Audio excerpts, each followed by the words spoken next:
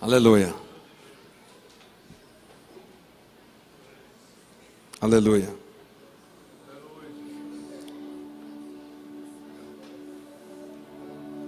Ele não é, só para entender isso aqui, né? Ele não é o início com relação a ele mesmo, né? Não é o início em si mesmo e não é o fim em si mesmo. Não é o alfa em si mesmo, não é o ômega em si mesmo. Ele é o alfa e é o ômega com relação a tudo que está fora. A tudo que está fora. Então, com relação à minha vida, ele é o início e ele é o fim. Com relação à história dessa congregação, ele é o alfa e ele é o ômega. Isso não fala dele próprio, porque ele é antes do início e ele é de depois do fim. Ele estava antes do início, criando o início. E ele está muito além do fim, criando o fim. Oh, Deus! Aleluia! É um ser eterno. Aleluia! Aleluia! Bendito seja Deus. Porque nós temos que louvar com entendimento. Aleluia! Ah, Deus! Aleluia! Imagina ele a milhões de quilômetros dizendo: fim, se estabeleça lá. Lá.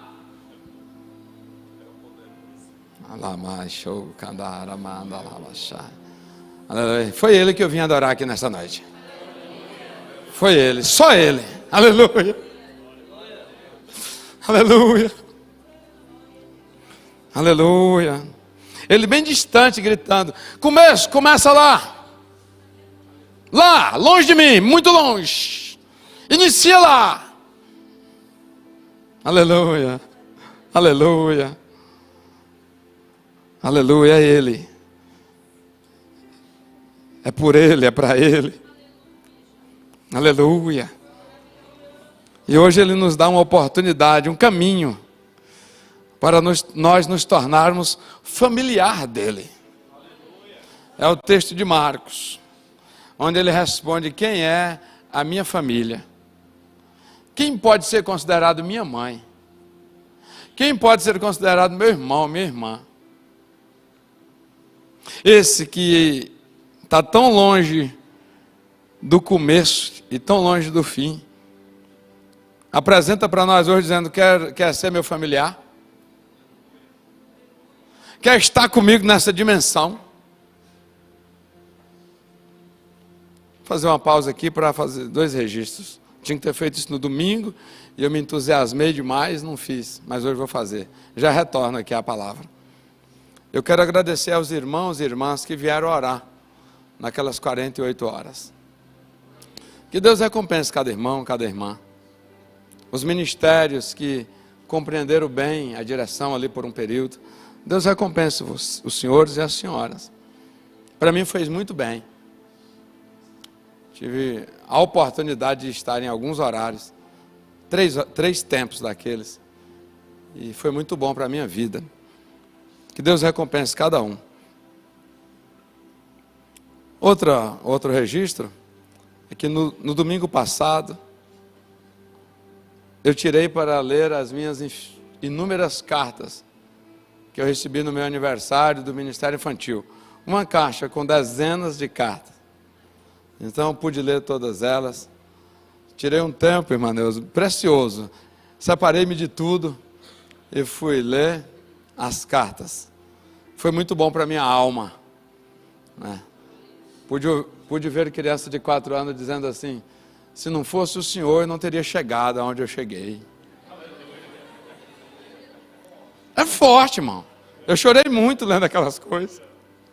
Se não fosse o Senhor, eu não teria chegado onde eu cheguei. 4 anos. Aleluia. Muitas cartas, li todas com muita dedicação. E eu não posso deixar de falar aqui. É para a honra e glória do nome do Senhor. E já orei por isso.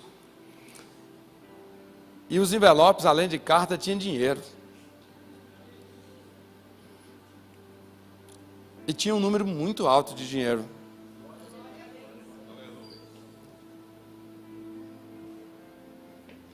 Muito alto de dinheiro. Quando juntou o dinheiro de todas as cartas, tinha muito dinheiro. Dinheiro de comprar um terno novo, pastor. Lá na, como é que é? Brook? Caro lá, né? Brookfield. Dá para comprar um terno lá na Brookfield. Como é que é o nome? Brookfield. Dá para comprar um terno lá. O dinheiro que as crianças deram nas cartinhas. Eu vou comprar, eu vou vir todo equipado para cá. Com um terno do Ministério Infantil agora. Estou falando isso para a glória de Deus. E essa semente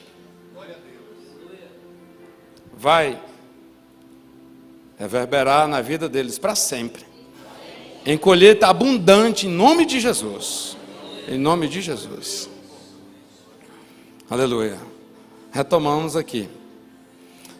Jesus nos dá a oportunidade de nos tornarmos familiar dele. E eu quero, da parte de Deus, trazer uma palavra, um caminho, uma direção, uma diretiva, né? Para que nós possamos, pelo menos a partir de agora, caminhar nesse rumo. E ainda que seja no último dia das nossas vidas, lá no leito de enfermidade, ele poder comparecer e dizer assim: você é assim, meu irmão. Você é assim, meu familiar. A proposta é começar uma caminhada. Amém, irmãos? Ninguém vai sair daqui apavorado. Não, vamos começar uma caminhada para nos tornarmos parentes de Jesus. Porque nem todos que estão por perto são parentes. Nem todos que têm intimidade têm parentesco. Eu lembro que uma das coisas que mais impactava a gente era essa história de aqueles irmãos que cumpriam mais os protocolos e os sacrifícios, diziam assim: eu tenho intimidade com Deus. Quem lembra? Vocês não são desse tempo, né? Ah, fulano tem intimidade com Deus. E aí quem eram essas pessoas? Aqueles que oravam muito, aqueles que jejuavam, aqueles que ficavam assim mais voltados para os protocolos. E a gente ficava assim muito triste, porque a gente não conseguia orar tanto, né? Não conseguia jejuar tanto. E dizer, eu não tenho intimidade nenhuma. Mas a intimidade que Deus requer está muito além do sacrifício. É uma intimidade de parentesco real. E aí Jesus está ali fazendo grandes coisas. Ele está saindo aqui de um debate. O debate era que os religiosos estavam dizendo que ele expulsava os demônios em nome dos demônios. Que ele ficava tomado por Belzebu para expulsar do Belzebu. Aí Jesus explica tudo isso. Não, assim a casa ficaria dividida. Não é assim e tal. Ele traz toda uma entonação. E acontecendo muitas coisas e Jesus apertado de tanta gente por perto dele. Eu estou na sequência do domingo passado. Estou na conexão com a escola de manhã. Aí a família, os familiares de Jesus, legítimos, sangue, ficam sabendo que Jesus está passando por essa situação de os religiosos já decididos a matá-lo, e ele insistindo em expulsar demônio e curar enfermo. Aí, os familiares de Jesus vão atrás dele, irmãos, não para ver o mover de Deus. Aqui eu gostaria que você prestasse atenção, porque muitas das vezes nós somos esse tipo de parente. Os parentes legítimos de Jesus foram procurar Jesus. E não foram para admirar a obra de Deus que se realizava através deles. Mas o versículo 21 traz uma notícia muito triste. Mas é que vai dar encaminhamento para a mensagem. Versículo 21. A pergunta lá é, qual é o capítulo? Mas eu vou ajudar eles, é Marcos 3. Depois pergunta para eles se eu acertei ou não qual era a pergunta de lá. 21. E quando os seus parentes ouviram isso, saíram para porque diziam, tem muita gente que está perto, o DNA bate,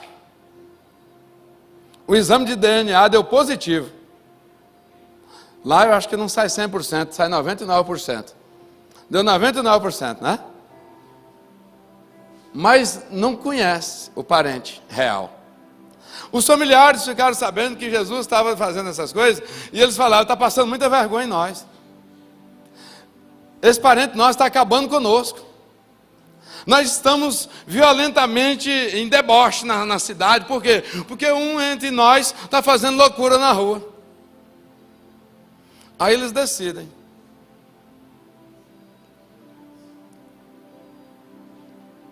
esse movimento é capitaneado por Maria. Deus permite essas coisas para nos chocar, para aqueles que ainda insistem em prestar adoração àquele que é digno de todo louvor, de toda honra. Aí é Maria, a mãe, e os filhos procurando Jesus. Para quê? Para prendê-lo, chegar, arrebatar, tirar dali e levar para casa, dar calmante. Porque na compreensão dos familiares, ele estava fora de si. Aí Jesus insiste em fazer o trabalho para o qual ele havia sido comissionado.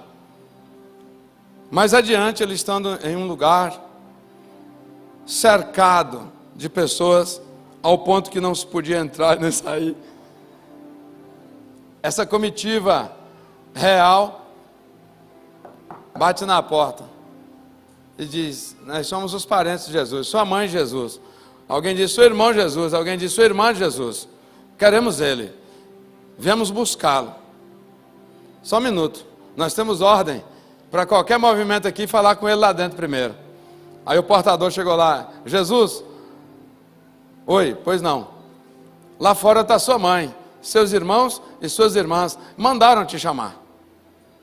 Sim ou não? Estou no texto, sim ou não?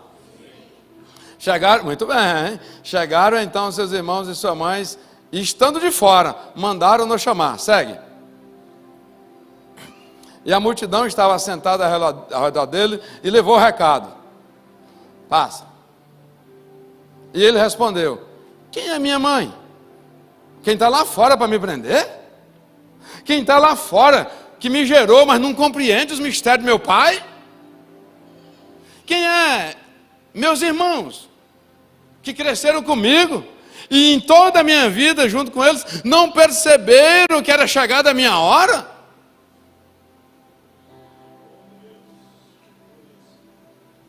A minha família que agora se posiciona para impedir que eu faça a vontade de Deus?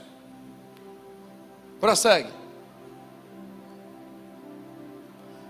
Eis aqui, ele vai dizer para os que estavam lá dentro, quem estava ouvindo, quem estava compreendendo, quem estava acreditando: eis aqui minha família. Prossegue. Qual é o encaminhamento para se tornar filho de Deus, para se tornar irmão de Jesus? Fazer. Naquele momento, o sangue real que estava lá fora buscava fazer, atrapalhar a vontade de Deus. Pastor, que vontade é essa? Eu quero que deixe congelado aí um pouquinho, tá? Esse texto. Irmãos, é extraído da Bíblia pelos professores muitas expressões sobre a vontade de Deus e muitos tipos de vontade de Deus. Eu preciso muito da sua atenção. E Deus me deu uma personagem que em torno dela nós vamos ver três principais vontades de Deus, vinculada praticamente as três a uma personagem. E essas vontades são aquelas que mostram a manifestação da vontade de Deus, mas que não tem relação com essa vontade que torna o homem familiar dos céus.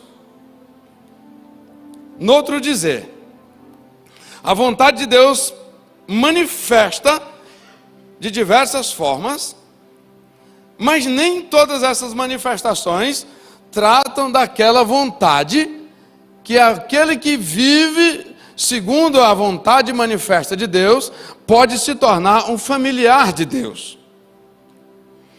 eu fui conduzido pelo Espírito Santo aí para personagem chamado Saul, para a partir de Saul nós estudarmos 3 tipos de vontades manifestas de Deus, mas que não tem nada a ver com a proposta de Jesus, para que eu e você nos tornemos filho de Deus, irmão de Jesus. Aí sim, ter intimidade com Deus.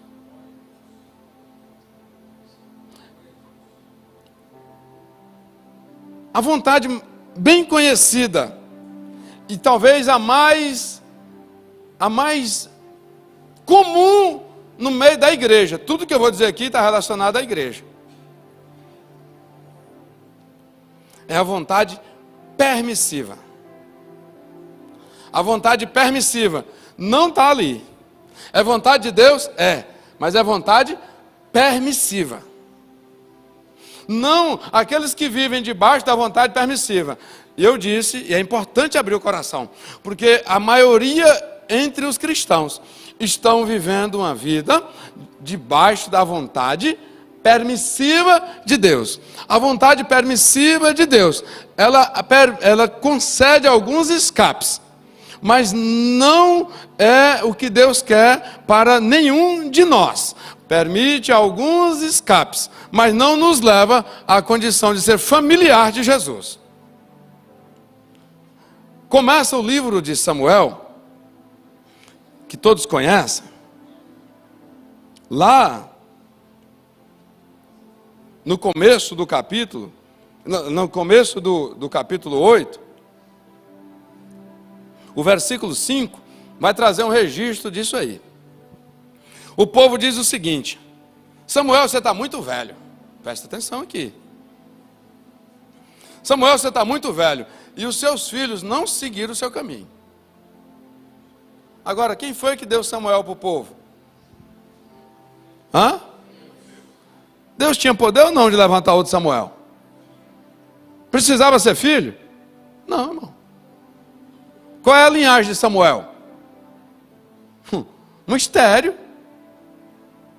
Mas olha o povo ensinando Deus. A vontade permissiva, ela nasce aqui, ó. Pastor, culto de ensino? Sim, culto de ensino no domingo.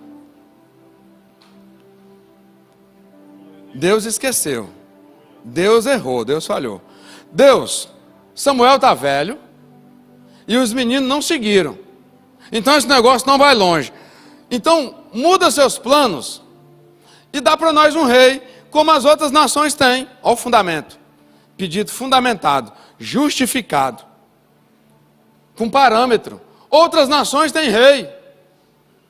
Aí o que acontece? Via de regra eu olho para alguém que está vivendo debaixo da vontade permissiva, me espelho nele e começo a dizer: faz na minha vida, porque o Senhor fez na vida de fulano. Faz na minha vida, porque o Senhor fez na vida de ciclano.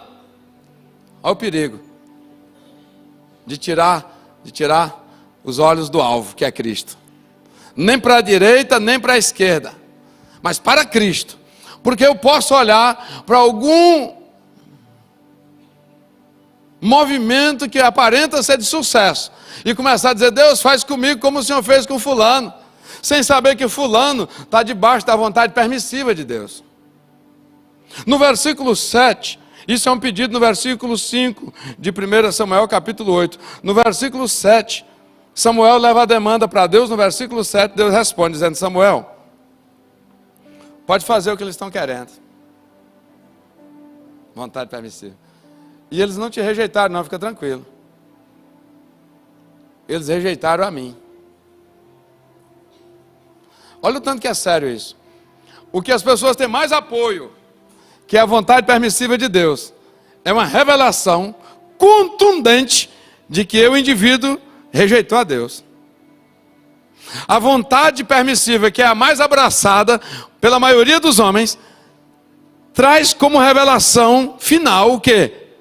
A rejeição do homem ao propósito de Deus, à vontade de Deus que nos conduz a ser parente chegado de Jesus Cristo. Samuel, pode fazer o que eles querem. Eles querem um rei. Dê para eles um rei. E você já fica em paz, porque não é a sua velhice que eles rejeitaram. Não são seus filhos atrapalhados, rebeldes, que eles rejeitaram. Eles rejeitaram a mim. Porque, na verdade, a vontade que me tornaria parente deles era para eu ser rei sobre eles. A vontade que me tornaria parente deles era eu governar sobre eles. Mas aí o indivíduo diz: eu não quero o senhor, coloca um homem. E a vontade permissiva, que é a mais abraçada pelos homens, ela abre os braços para receber um outro encadeamento de vontade de Deus manifesta, que leva o homem para uma situação muito trágica. Saul é ungido rei, sim ou não? Profetiza, é tomado pelo Espírito de Deus, porque a unção de governo tinha sido derramada sobre ele. Lá no capítulo 13,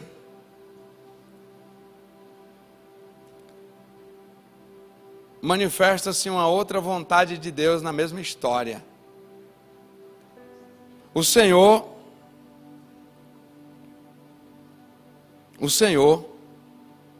valendo de Samuel, dá comando para Saul, para depois de um episódio, de uma batalha, preparar elementos, disponibilizar elementos para Samuel oferecer um sacrifício ao Senhor. O texto vai dizer, lá no capítulo 13, que Saul não pôde esperar a chegada de Samuel.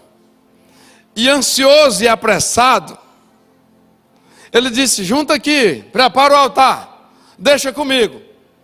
E ele que recebeu a unção de governo, guardem isso, e ele que tinha recebido a unção de governo, agora quis oferecer sacrifício, que é uma unção sacerdotal, exclusiva.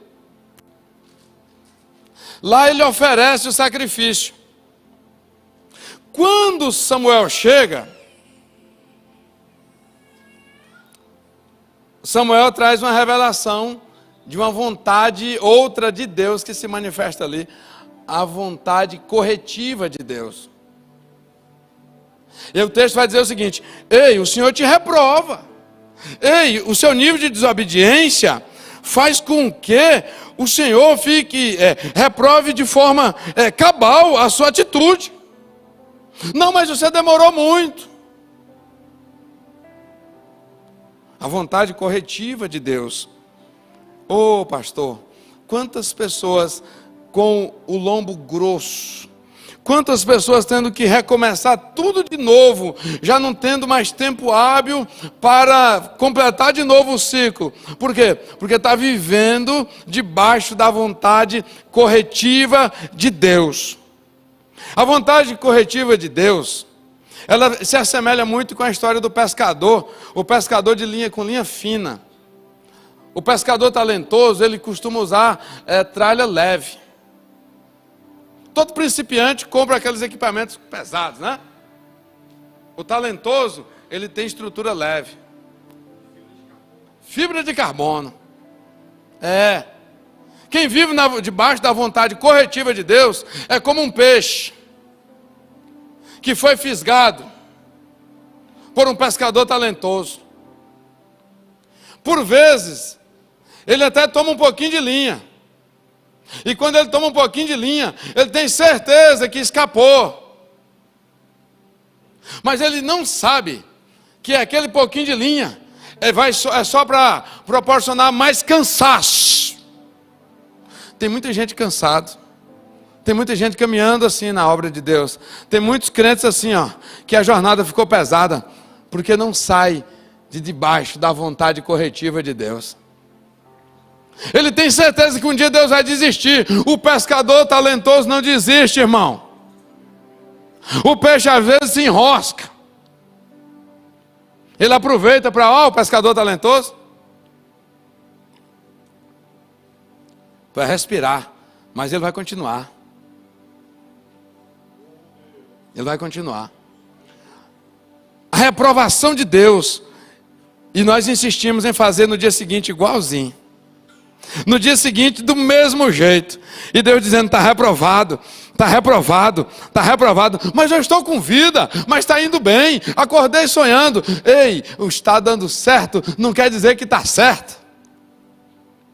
É porque a misericórdia é muito grande.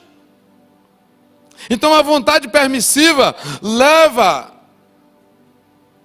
conduz. Agora já a vontade corretiva, chegou, mas chega muito cansado.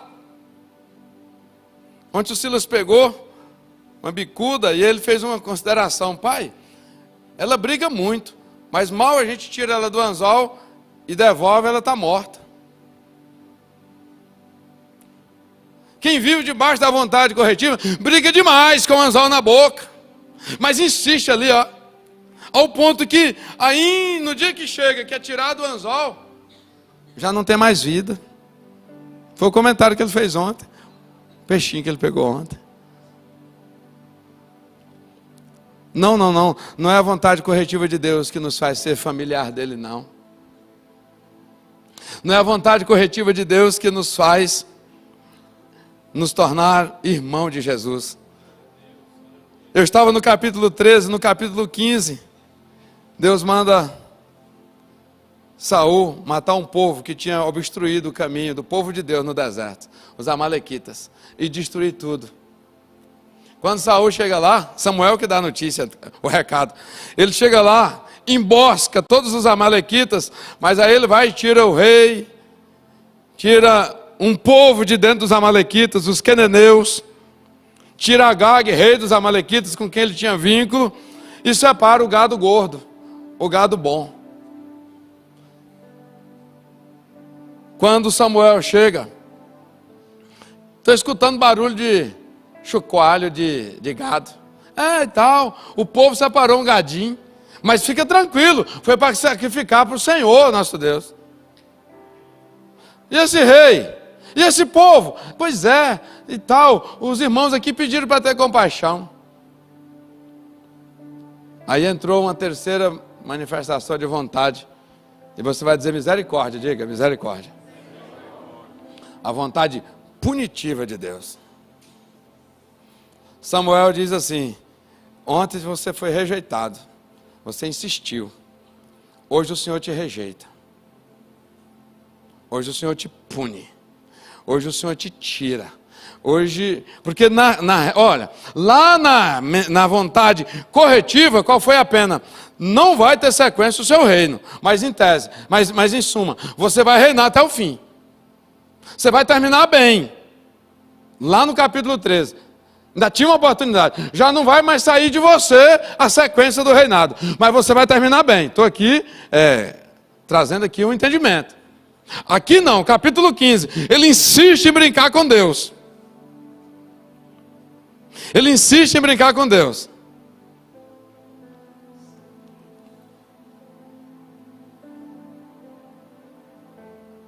Obrigado, Jesus. Ele insiste em brincar com Deus. Aí o Senhor diz, hoje eu te rejeito. Nem os seus filhos derão sequência nesse reino, e nem você termina bem. Samuel, afasta dele, ele pega na roupa de Samuel e rasga. Pedindo, ali é um ato já de desespero. Aí Samuel diz, do jeito que essa roupa aqui foi rasgada, hoje o Senhor rasga o teu reino. Essas vontades, irmãos, precisam ser conhecidas. E nós temos que saber se nós, por acaso, não estamos debaixo delas. Pastor, o que faz o homem ficar debaixo dessas vontades? Me pergunte.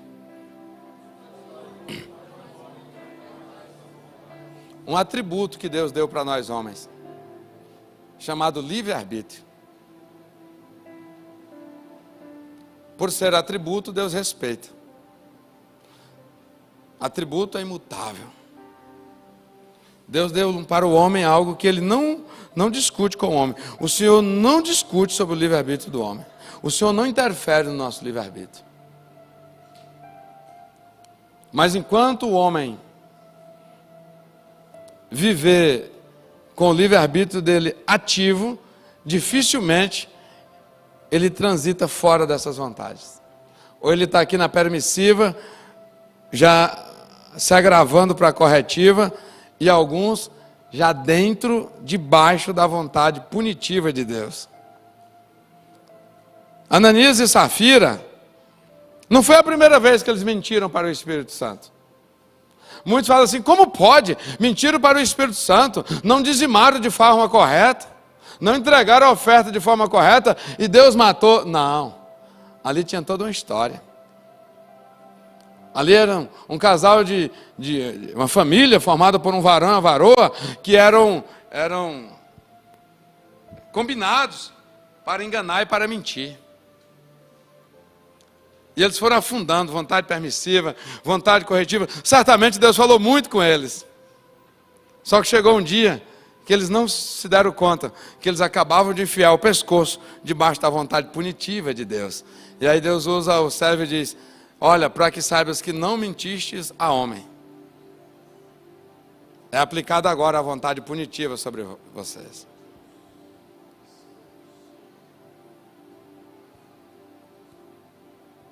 O livre-arbítrio nos conduz para isso. Pastor, que vontade que é aquela?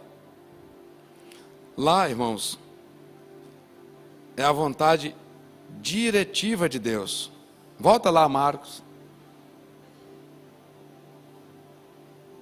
E para chegar na vontade diretiva, mais adiante, né? Atrás, isso.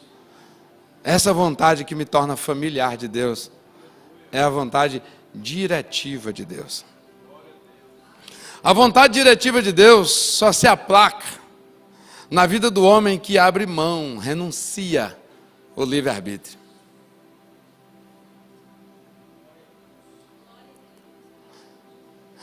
Para chegar nesse nível aí, tem que abrir mão do livre-arbítrio. O que é que você tem de mais triunfal da parte de Deus? Livre-arbítrio.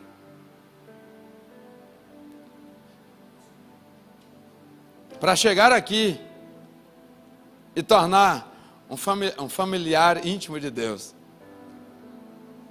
e viver a vontade diretiva de Deus, preconizada lá no começo da carta aos Romanos, no capítulo 12, a boa, agradável e perfeita vontade.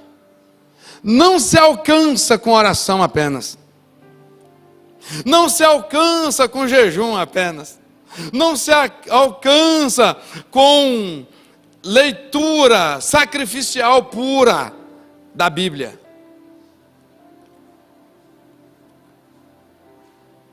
Para ser parente de Jesus, para ser íntimo de Jesus, tem que viver todos os dias dizendo, livre-arbítrio, eu te renunciei. E embora Deus me tenha me dado, e Ele não possa interferir, eu abro mão. Tem direito, tem alguns direitos que nós não podemos renunciar. O livre-arbítrio, ele não pode ser tirado de nós. Porque quem deu, não tira. E quem deu foi Deus. E se foi Deus que deu e ele não tira, o homem também não pode tirar. Por isso que os filhos de Samuel, alguém me perguntou isso. Mandou mensagem para mim, uma professora de escola aqui. A culpa é de Samuel pelo fato dos filhos terem ficado daquele jeito? Não. Eles receberam instrução, sim. Mas as instruções que eles receberam e viram de Samuel não podiam fluir na vida dos filhos de Samuel. Por quê? Porque eles não abriram o espaço na alma. O livre-arbítrio, pense comigo, ele ocupa, ele tem o tamanho como ele sai de Deus para nós, o livre-arbítrio. Ele tem o tamanho da vontade de Deus, o espaço que ele ocupa. Guardem aí, ó. O espaço que ele ocupa é o espaço necessário para preencher, acolher a vontade diretiva de Deus. Então, entendam comigo, os filhos de Samuel, um exemplo, não compreenderam e não receberam, não é falha necessariamente de Samuel, porque Samuel vivia a presença de Deus, exalava a presença de Deus. Só que isso não alcançava os seus filhos. Por quê? Porque os seus filhos estavam ocupados com o livre-arbítrio. E o livre-arbítrio levaram eles para a fornicação. Deus está vendo isso? Está. Deus respeita. Eram 12 discípulos, todos acompanhando Jesus e vendo a fluidez da presença de Deus em Jesus. Mas teve um que não abriu mão de quê? Do livre-arbítrio. Quem está comigo diz amém. Judas não abriu mão do livre-arbítrio. A falha foi de Jesus? A falha foi no disciplinador? A falha foi do discipulador? A falha foi do mestre? Por que não deu certo? Porque o livre-arbítrio de Lucas fazia dele um roubador, sim ou não? Sim ou não? E mesmo ele andando com Jesus, vendo Jesus multiplicar, um roubador quer ter vantagem. E se eu estou perto de um multiplicador, eu vou ter vantagem. Nem tendo vantagens, ele não abriu mão do livre-arbítrio que o conduzia a ser furtador, até chegar à vontade punitiva de Deus sobre ele. Para ser parente de Jesus, tem que sair o livre-arbítrio, o projeto pessoal, a ideia pessoal, a convicção filosófica pessoal, as tradições que moldaram o jeito de pensar. Tudo isso tem que ser. Mas não é Deus que tira. Ele dá a força para o homem fazer isso. Aí ele é envolvido com a boa, agradável e perfeita vontade de Deus. Aí ele se torna irmão de Jesus. Aí ele se torna irmã, ela se torna irmã de Jesus. Se torna mãe de Jesus.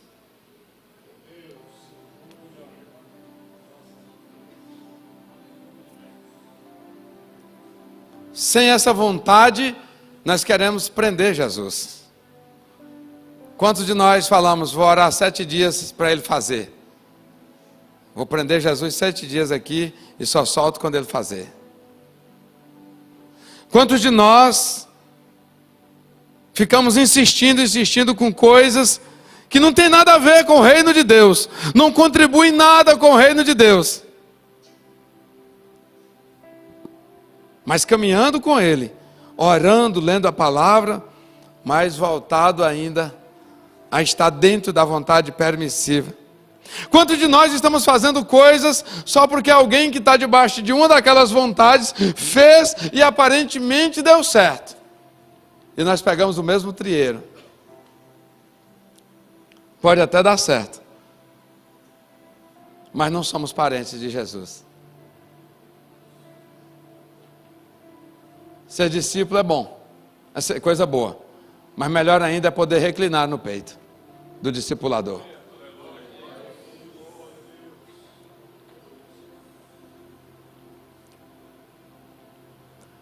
Falei que terminaria mais cedo. Não sabia que seria tão cedo.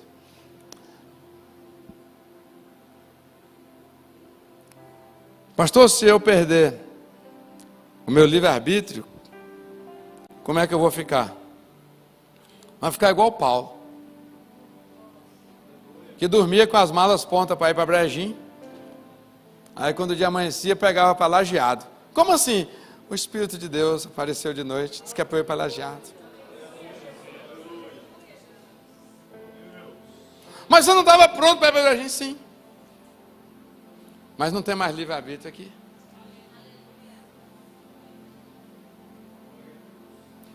Pastor, se eu Se eu abrir mão do livre-arbítrio, essa vontade boa, agradável e perfeita, como é que fica isso? Ela te preenche a tal ponto que você vai falar: Deus, as fechaduras aqui que o livre-arbítrio tinha chaves, são essas. Eu queria que o Senhor trocasse. Eu não vou querer que o Senhor faça cópia dessa chave. E nem quero que o Senhor troque o miolo. Eu quero que o Senhor troque a fechadura mesmo. Para o livre-arbítrio nunca mais voltar aqui.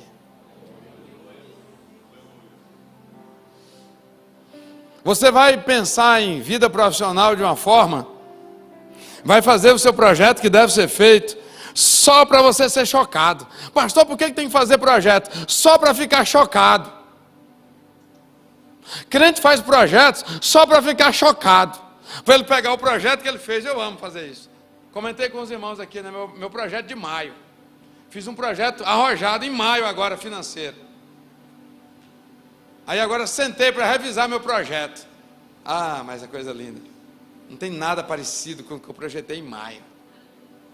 Deus colocou tudo para um rumo diferente. 1000 vezes mais leve, 1000 vezes mais rentável. O que é que você está falando? Isso, viver a vontade diretiva de Deus, é dormir em paz, não tem espaço para ansiedade. Por quê? Porque o amanhã já está visitado pela vontade soberana, diretiva de Deus. E se eu ficar atento, eu tinha que ir para Araguaína, levar um documento, colher uma assinatura e voltar. De manhã bem cedo, eu abri os olhos e estava lá 2 espíritos maus dizendo: vou te matar nessa viagem. Falei para minha esposa, tomamos café de madrugadinha, e disse para ela: vamos orar aqui para Deus. Mas aí eu fui atento. Mas Deus gosta de deixar sinais. Chegando em Colinas, apareceram vários urubus assim. E eu passei no meio deles. Um deles entrou como uma flecha no para-brisa do carro, do lado do passageiro. Explodiu lá dentro do carro. Se ele fosse um pouquinho mais para a esquerda, teria me destruído. Aí quando tudo aquilo aconteceu, eu parei e disse: uai, Senhor, eu orei. Ele disse: mas eu preciso que fique sinais. Você sabe o que eu fiz? Quando você orou, eu só afastei o urubu 10 centímetros para a direita.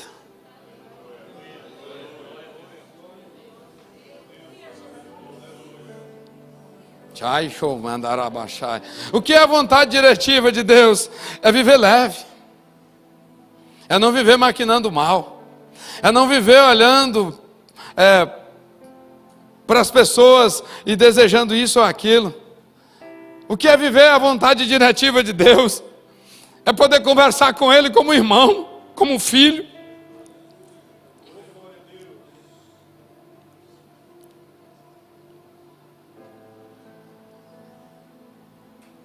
Não tem tanto esforço, não tem tanta fadiga. Amanhã é segunda, tranquilo. Poderia ser terça, quarta. A vontade diretiva de Deus é comigo. A vontade diretiva comigo vai colocar meu pé no alinhamento. Vai me fazer saltar ou desviar do laço do passarinheiro. O homem mau vai ter que jogar as armas no mato quando aproximar de mim. Eu orei por uma senhora, a senhora ficou liberta. O marido ficou possesso porque a mulher ficou liberta. Pastor José, eu quero encontrar com o senhor lá na igreja, 11 da noite, ou era meia-noite, não lembro. Porque ele sabia que eu fazia faculdade. Eu fui para a igreja, saí da faculdade, fui direto para o templo. Faltou prudência, né? Mas novo na fé, né? Fui só. Quando eu abri a porta da igreja, ele estava atrás de mim aqui, porque ele já tinha pulado o muro e estava escondido dentro do jardim da igreja. Eu achei estranho, como é que um crente marcou assim e já entra pulando o muro e tal, né? Aí, ele que conta isso. Eu abri a porta e falei para ele: vamos orar, você se desarme. Ele disse que eu falei isso, eu não lembro. Ele começou a chorar muito, muito, muito, muito, muito, muito. Aí ele disse assim: vem aqui, me levou lá no mato, no jardim lá onde ele estava escondido. Tinha lá uma ripa, faca. Ele disse: eu vim aqui lhe matar. Meu plano era arrumar isso na sua cabeça e depois te furar. Por que você não fez? Porque quando o Senhor chegou e falou: desarme, eu fui tomado por uma unção, por uma graça, por um negócio e tal. Esse homem foi quem ficou comigo, né? O meu obreiro de lado, debaixo do meu braço, até o dia que ele mudou dessa cidade. Mas o nosso primeiro encontro ele foi para me matar.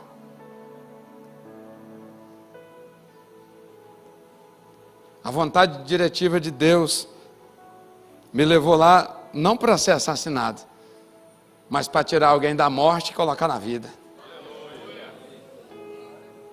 Aleluia. Pastor Gisele, no domingo assim, frio desse jeito. Meu irmão, é no meio desse cenário é que sai aquela frase célebre de Deus pela boca de Samuel. Eu vou até abrir aqui. 15.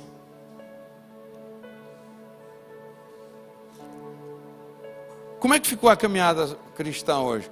Uma caminhada de sacrifícios, de protocolos. Mas é no meio desse contexto é que sai aquela palavra que nós tanto citamos. Tem porventura o Senhor tanto prazer em holocaustos e sacrifícios?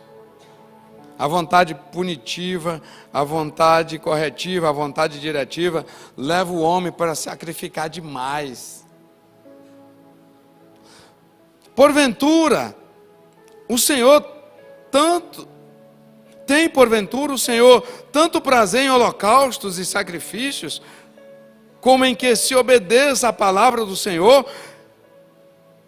Eis que obedecer é melhor do que sacrificar.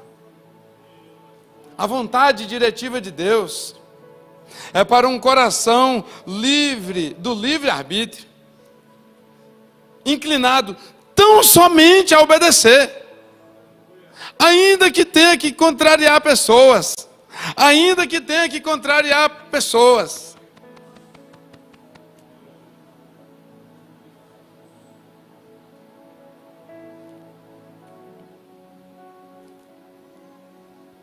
Não questione.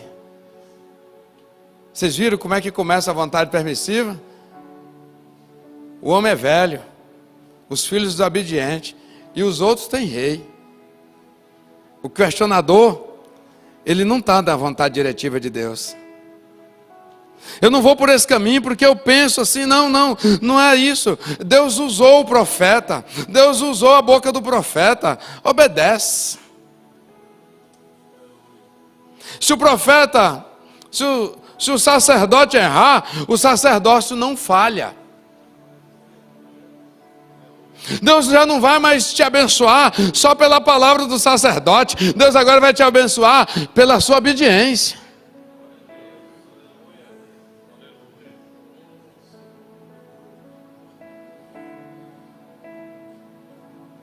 Leu na palavra, está escrito, creia, viva. Não, mas eu entendo diferente. Não é para isso. A palavra de Deus, ela não é para ser questionada por você, ela é para te dirigir.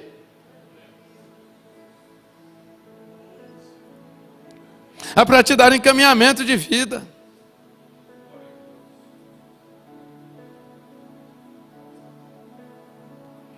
Mas está todo mundo fazendo, mas você não é todo mundo. Ele era cercado por multidão. E o povo que estava dentro da casa não tinham DNA, mas era parente. Os que tinham DNA não eram parentes. Não entendi, pastor. O que me liga a Jesus é a obediência. A disposição para viver o que Ele manda viver. Agora Ele diz, vocês que são maus, não dão coisa ruim para os seus filhos. Né? Vocês não dão serpente, né? Quando lhe é pedido, né? Sendo... Oi? Isso. Agora vocês, sendo maus, dar boas coisas para os filhos que lhes obedecem. E eu, se vocês me obedecerem?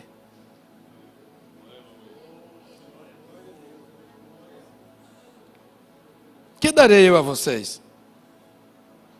Então eu quero convidar a igreja para, num ato de ousadia, pedir para Deus hoje: eu não quero mais ficar debaixo de outra vontade que não seja diretiva. Ainda que isso tenha que me fazer perder emprego, ainda que isso tenha que me fazer perder amigos, amigas, ainda que isso tenha que me fazer mudar de lugar, ainda que isso tenha que me fazer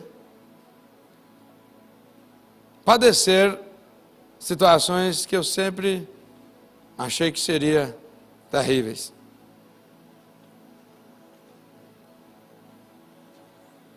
Por quê? Melhor do que qualquer coisa nessa jornada é quando abrir o livro, está lá escrito: os parentes de Jesus. E lá nesse rol está o meu e o seu nome. Ah, não importa quantos eu ganhei para Jesus. Ah, não importa, eu sei que tem as coroas, eu sei que tem as premiações, mas nesta noite eu não quero considerar isso. Não importa quantas coisas eu fiz belíssimas na obra de Deus, não. A partir de hoje, o que eu quero é que lá no livro, quando eu falar genealogia de Jesus, aquela sequência, a partir dele, o meu e o seu nome estará ali. Não importa para quantos eu preguei, não importa que anos, o que eu... Não. A vontade diretiva coloca o nosso coração em ser um parente de Jesus, e isso basta. Ser um familiar. Os anjos vão te ver diferente a partir de hoje.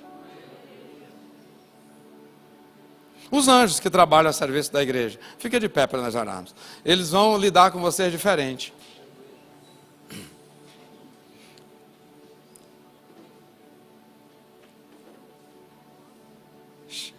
Chega lá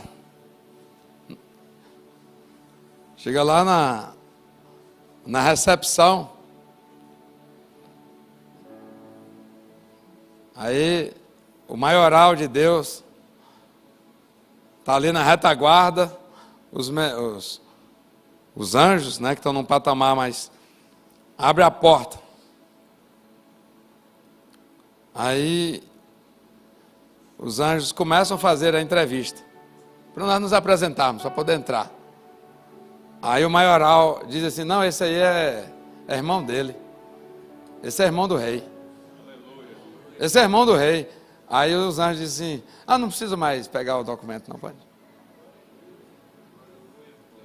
Você ajoelha para orar e começa os embates, meu filho Silas.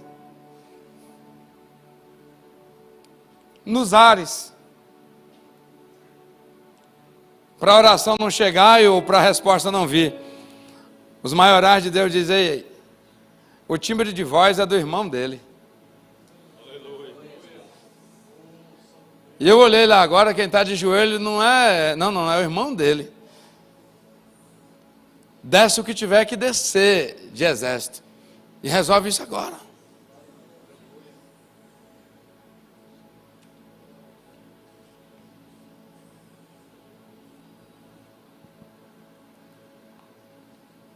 O inferno se levanta, mobiliza tudo, e prepara tudo contra o cristão.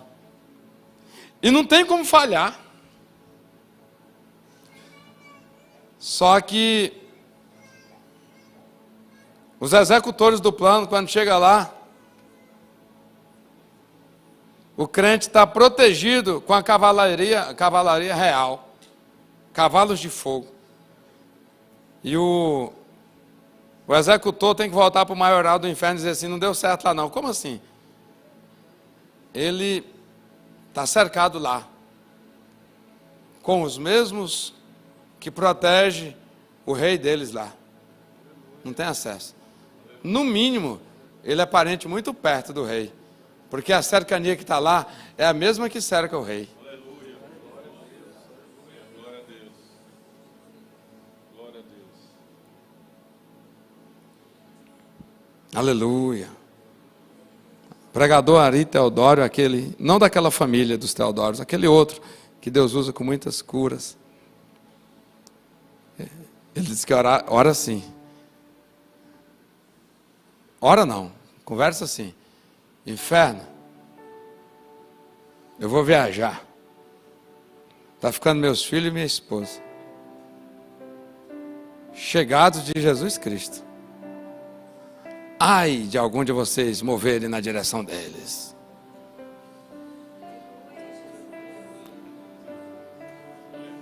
Isso é para nós, irmãos. Isso é para nós.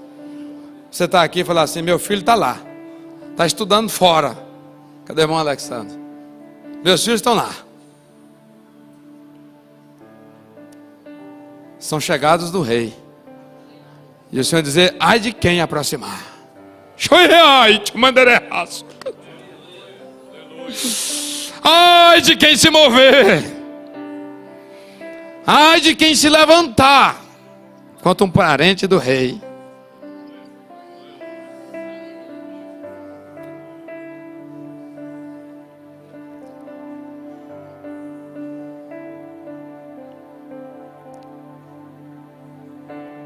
Aleluia.